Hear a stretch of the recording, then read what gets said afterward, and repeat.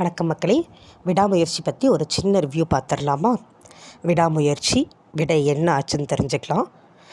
படத்தில் அஜித், அர்ஜுன், த்ரிஷா, ரெஜினா, ஆரவ் இவங்க எல்லோரும் மெயின் கேரக்டர் பண்ணியிருக்காங்க.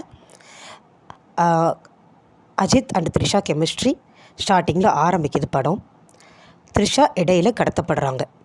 எதுக்காக கடத்தப்படுறாங்க, திருப்பி கிடைச்சாங்களா, படத்தில் பாசிட்டிவ் எண்டிங்கா நெகட்டிவ் எண்டிங்கா, இதெல்லாம் நீங்கள் கதையில் பார்த்தா தெரிஞ்சுக்கணும். என்னென்ன நல்லா இருந்தது, என்னென்ன நல்லா இல்லை அப்படிங்கிறது மட்டும் நம்ம இந்த ரிவ்யூவில் பார்க்கலாம். படம் ஆரம்பிக்கும் போது அஜித்தோட ஸ்டைலிஷான லுக்கில் என்ட்ரி. அவர் ஃபேனாக இருக்கீங்களோ இல்லையோ கண்டிப்பாக நம்மளால் ரசிக்க முடியும். சவதிகா சாங்கும் ரொம்ப சூப்பராக இருந்தது.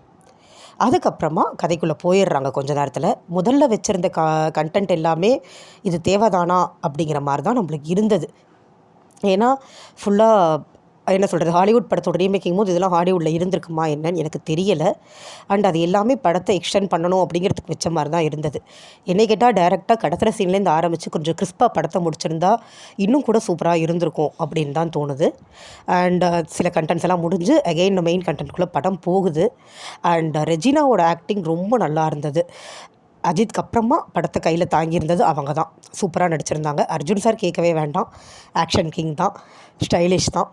எல்லாருமே நல்லா நடிக்க தெரிஞ்சவங்கன்றதுனால படம் இன்ட்ரெஸ்டிங்காக தான் போச்சு. அண்ட் அகெயின் ஆரவும் நல்லா பண்ணியிருந்தார். அவருக்கு ஒரு நல்ல ஸ்டார்ட்.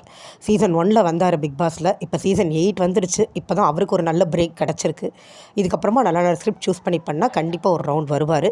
நல்லா நடிச்சிருந்தார். குறிப்பிட்டு சொல்லணுன்னா எல்லோரும் சொல்கிற மாதிரி கார் ஃபைட் சீன் ரொம்பவே நல்லா இருந்தது. எப்படா அஜித் சார் ஒரு லீட் எடுப்பாருன்னு நம்ம வெயிட் பண்ணிகிட்டே இருக்கும்போது தலை மாஸ் காட்டினார் கரெக்டாக அந்த சீனில். பட் அதே நேரம் ஓவர் மாஸ்னும் இல்லாமல் கரெக்டாக போச்சு படம். ரொம்ப யதார்த்தமாக தான் இருந்தது. சில இடங்கள் யதார்த்தத்தை மீறி தான் ஆகணும். சினிமாவுக்கு தேவை தான் படும். ஏன்னா ஹீரோ ஜெயிக்கணும் இல்லையா, ஸோ அதை பண்ணி தான் ஆகணும், வேறு வழி கிடையாது. மற்றபடி படம் நல்லா தான் இருந்தது.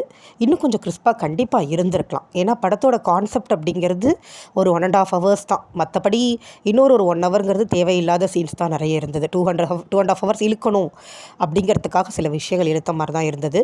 பட் அஜித் ரசிகர்களுக்கு ரொம்ப நாளைக்கு அப்புறமா கண்டிப்பாக ஒரு நல்ல ட்ரீட்டாக தான் இருக்கும். தேட்டர்லேயும் எல்லோரும் செலிப்ரேட் பண்ணி பார்த்தாங்க. கத்திக்கிட்டே பார்க்கும்போது டைம் போகிறது தெரியல தான்.